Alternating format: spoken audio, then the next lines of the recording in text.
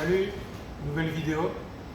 Alors ici on va voir comment éplucher correctement une pomme de terre. Alors, pomme de terre, même avec l'épluchure, on les lave avant dans un évier rempli d'eau. Très important, même s'ils sont déjà lavés en usine, ça reste quand même pas très propre. Même principe que les autres vidéos, que les carottes ou les chicons. Un bac à gauche avec les légumes sales, un bac à déchets, un bac pour les légumes propres, et ici pomme de terre avec de l'eau. Forcément on va les conserver. Qu'est-ce que je vais faire? Un peu comme les carottes, je tiens bien la pomme de terre à main gauche, avec la main droite, je vais venir éplucher. Ici, pour m'aider, je vais mettre le pouce en dessous et faire comme un levier. Hop. Voilà. Je pars d'en haut, vers le bas.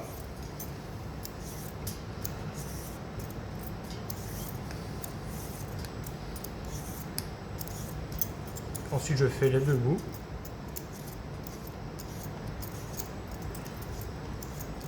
Et c'est tout. Alors, ici ça tombe bien, il y a ce qu'on appelle un bleu.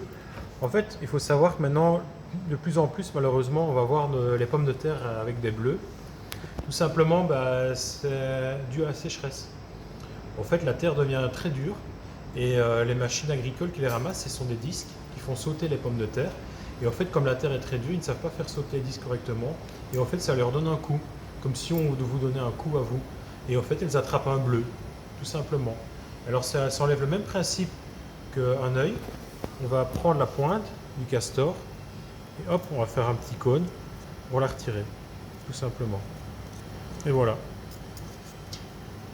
Tout simplement, sur un œil, c'est pareil. Autre chose, faites très attention quand vous avez l'épluchure qui devient verte.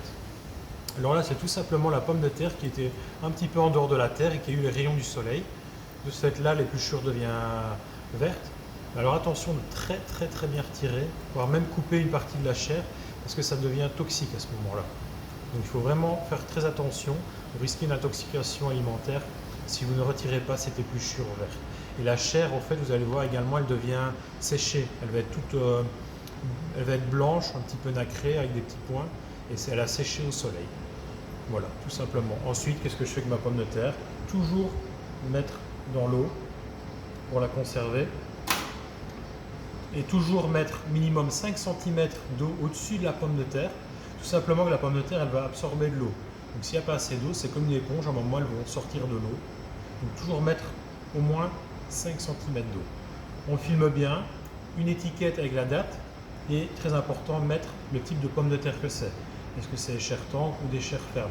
Parce qu'évidemment, l'utilité n'est pas la même et ça évite de mélanger ou de se tromper. Là, si vous faites de la purée avec des pommes de terre à chair ferme, comme des charlottes, ça ne va pas du tout aller à la fin. D'accord? Voilà. À bientôt pour une prochaine vidéo. Salut!